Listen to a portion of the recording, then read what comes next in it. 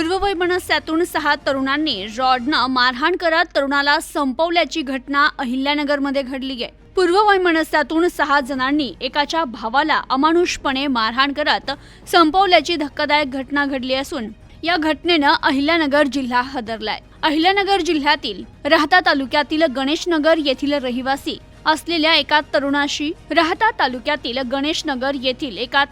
असलेल्या पूर्ववैमनस्यातून 6 तरुणांनी त्याच्याच 19 वर्षाच्या भावाचं अपहरण करून लोखंडी रॉडनं अमानुष मारहाण करत त्याचा खून केल्याची घटना उघड झाली आहे। प्रतीक सदाफळ असं मृत तरुणाचं नाव आहे। तर या घटनेनंतर पुरावा नष्ट करण्यासाठी मृतदेह कारमध्ये टाकून आणत सिन्नर शिर्डी महामार्गावर सामाजिक वनीकरणाजवळ रस्त्याच्या कडेला तो फेकून देण्यात आला। या घटनेची माहिती समोर आली आहे। या प्रकरणी सिन्नर MIDC पोलीस ठाण्यात 6 संशयितांविरोधात खुनाचा गुन्हा दाखल करण्यात आला। प्रतीक सदाफळ याचे शनिवारी रात्री 11 वाजण्याच्या सुमारास गणेशनगर येथील निर्मळ हॉस्पिटलच्या समोरून अपहरण करण्यात आलं होतं। त्याला संशयितांनी सिल्वर रंगाच्या कारमध्ये टाकून नेलं होतं। त्यानंतर लोखंडी रॉडनं बेदम मारहाण करून संपवलं होतं।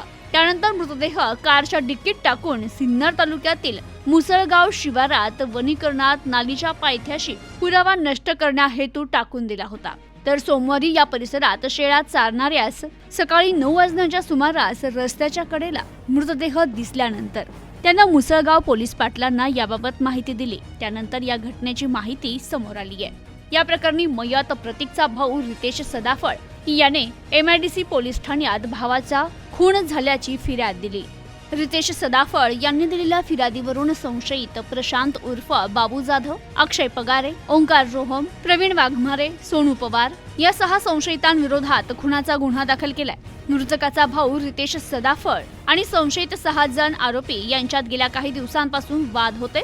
हे 6ही जण रितेशच्या मागावर होते। त्याचा लहान भाऊ प्रतीकचं अपहरण केल्यानंतर रितेश आपोआप आपल्या समोर येईल तिथेच त्याचा गेम करायचा असा संशयितांचा प्लॅन होता। मात्र रितेश त्या प्लॅन मध्ये फसला नाही। परिणामी राग अनावर झाल्यानं संशयितांनी रितेशचा भाऊ प्रतीकला अमानुष मारहाण करत संपवलं। या घटनेनं परिसरात हळहळ व्यक्त होतीये। ब्युरो रिपोर्ट, न्यूज टुडे 24, राहता अहिल्यानगर।